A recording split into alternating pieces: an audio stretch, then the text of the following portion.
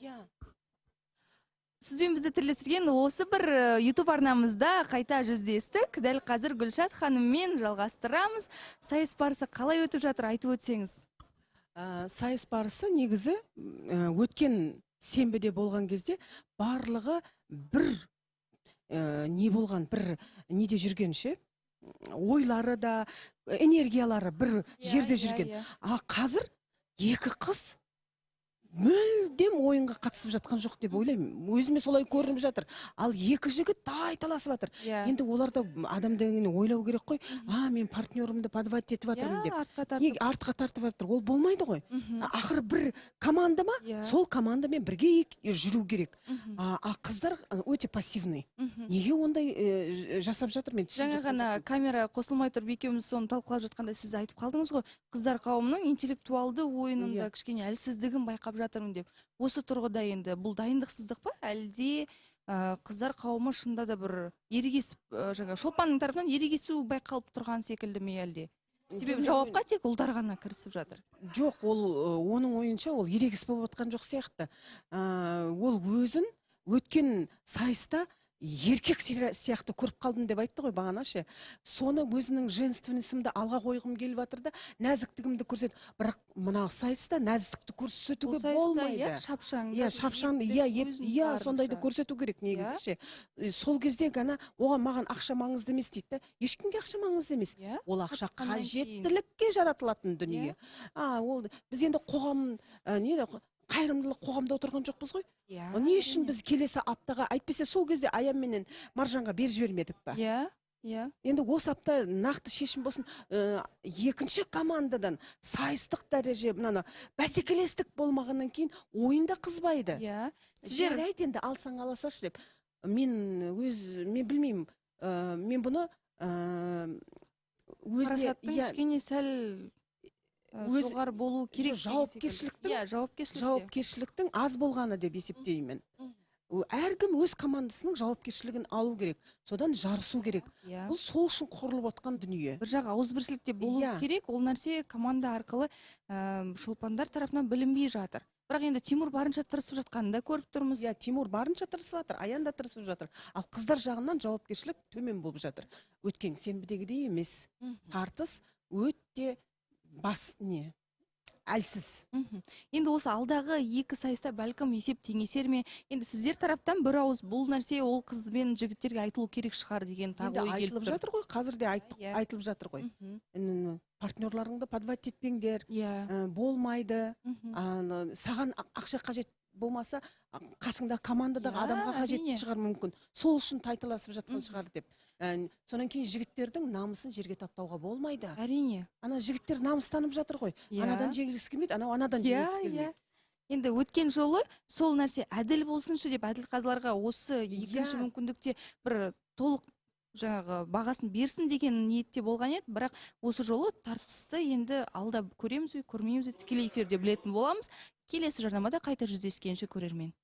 Арнамызда тікелей эфирді жалғастырамыз. Қал жағдайыңыз қалай, Жамбыл? Бәрі жақсы ма? Қайырлы күн баршаңызға. Барлығы жақсы, керемет. Өздеріңіз қалайсыздар? Жақсы, сізге бір қош келдіңіз дегіміз келеді. Сағынып қалған боларсыз ортаны. Әрине, сағынып қалдым. Жаңағыдай кіріп келген кезінде кішкене сәл бір жатырқап қалғаным бар екен. Бәрібір де эфирді сағынасын, студияны сағынасын, қатысушыларды сағынып қалыппын. Енді сізді көріп, бізде бір марқайып жатырмыз. Сайыс барысында кімге қолдаушы болып келдіңіз? Аян мен Маржанға қолдаушы болып келдім. Өйткені олар эфирде ғана емес, өмірде де менің жақын достарым. Сол себепті сол екеуіне жанкүйермін. Қалай өтіп жатыр сайыс, және сіз күткен нәрселер болып жатыр ма? Сайыс негізі өте керемет болып жатыр. Алдында енді ең бірінші осы сайыс басталған кезде біз шықтық қой. Енді ол кезде біз жаңағыдай эксперимент ретінде кетіп қалдық қой. Қазір кәдімгідей жоғары деңгейде, қатысушылар дайындалғаны көрініп тұр. Және де ойындар бір өте қызық. Бізде Қобыланды ағаның ұйымдастырған деп қойым. Әртүрлі ойындар ғылымының докторы. Ол кісінің де үлесі бар. Өте керемет болып жатыр. Ал енді тартысты өтіп жатыр ма? Жігіттердің, қыздардың бір-біріне деген сайысқа деген көзқарасы, тартысы қалай болып жатыр? Өте тартысы болып жатыр. Оны көрермендер де өздері байқап отырған болар. Және әрине бұл жерде енді басты жүлде миллион теңге болған екен.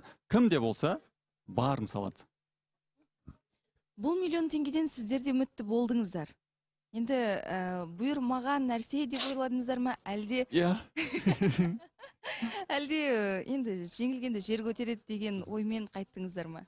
жоқ, біз бір қатты бір бақталасып ондай болған жоқ бізде. Иә, сіздер Кімге бастаған бұйырады? кезде Иә. тіпті білген де Біз жоқсыздар. білген жоқпыз. Біз жаңағыдай негізі сол басталатын кезде ғана ескертілді ғой бізге миллион теңге деп. Ол кезде кеш еді. Бірақ мейлі бұйырмаған ғой. Мгм.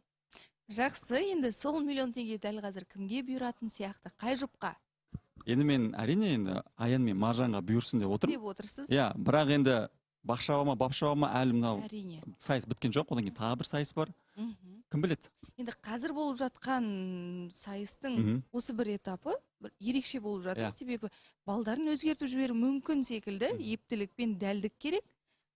Тимурдың дәл қазір осы сайыста көрсеткен өнері ұнады ма? Ұнады. Өйткені ең алыста тұрған нысанға тигізу ол оңай емес, ол мергендікті талап етеді. Тимурдан мергендікті байқадық. Өйткені бірден 5-ке салу деген ол оңай емес. Сол арқылы қазір оның ұпайы өте жоғары болып тұр. Мхм. Жақсы. Ал енді бұл жерде жігіттер тарапы қара күшке салғанда тартысты болып жатыр. Мгм. Ал интеллектуалды ойын кезінде қыздардың тартыстылығы қалай өтті? Енді ол Білдіре алды ма, көрсете алды ма өздерін? иә, ол кезде де екінші Шолпанның сайыста сөзі есіңізде болар мысалы. есімде енді бұл жерде жаңағыдай айтады ғой, ұтылған адамға сылтау бітпейді дейді. Жеңіліп жатқан адамға сылтау білмейді. Екінші сайыста кімнің мысалға деңгейі қандай жерде екенін көрдік. Былайша айтқанда қиын емес сұрақтар, бұл жаңағы логиканы қосатын сұрақтар, бірақ Аян мен Маржан басым болды. Мгм. Олардың жалпы ойлау қабілеті басымырақ болды. Мхм. Осы жерде бір атап өте кету керек секілді, Аянның бұлай ұшқыр ойлы екенін бұған дейін байқап па едіңіздер сіздер? Иә, мен өмірде де араласамын ғой, білемін ғой Мгм. қандай ұшқыр екен. Бұл жігітте анализ деген өте қатты дамыған. Мхм. Бірден жаңағыдай анализ жасап үлгереді. Өте керемет, енді осы ойында өзін жақсы көрсетіп жатқан секілді. Иә. Мхм. Жақсы, кімге бұйырса да, кім жеңсе де, бастысы достық жеңсін деген ұран болу керек секілді. Болсын, иә, бірақ Аян мен Маржан жеңсін. Жақсы, бізде уақыт өз мәресіне жетті. Келесі жарнамада жүздескенше.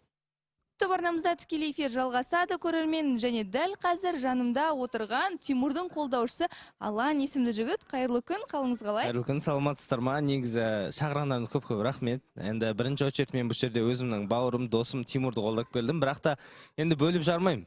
Аян да өз бауырым негізі. Баяғыдан араласып келе жатқан Тимур да енді проекттің басын бастап келе жатқан балаларымыз ғой негізі. Мхм. Так что негізі қолдап келген жайым бар. Мхм. Сол. Енді Тимур жеңіске жетсе екен деп барынша қолдап отырсыз. Бірақ осы сайыс барысында өзін көрсетіп жатыр ма, көңіліңізден шығып жатыр ма Тимурдың өнері? Иә, негізі бірінші, екінші сайыста Тимур сәл енді сасқалақтады. Оны мойындау керек. Өйткені бірінші сайыстан кейін Тимур сынып қалды да. Шолпан екеуі сәл сынып қалды. Тимур осынау үшінші сайыста прям жақсы істеді. Оның мен кәдімгідей риза болдым. Өйткені Тимур Аян сияқты алысқа лақтыра бермеді да. Шолпанға да жинау ыңғайлы болды.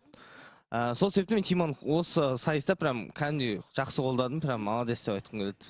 Бір өздерінің тілеуіне қарай есепті сәл теңестіруге жақын қылып, осы нәрсе өздерінің бір бағына болған секілді. Енді қолдаушылардың да барынша тілеуі ғой. Бұл жерде Шолпан екеуінен команда көріп отырсыз ба? Негізі команда басында көрмедім. Расында да басында көрмейді. Өйткені Шолпанның сөздері кәдімгідей шыны керек. Мен неге мен бәрін өзім істеймін дегенде, вот сол сөзі ұнамады маған, шыны керек.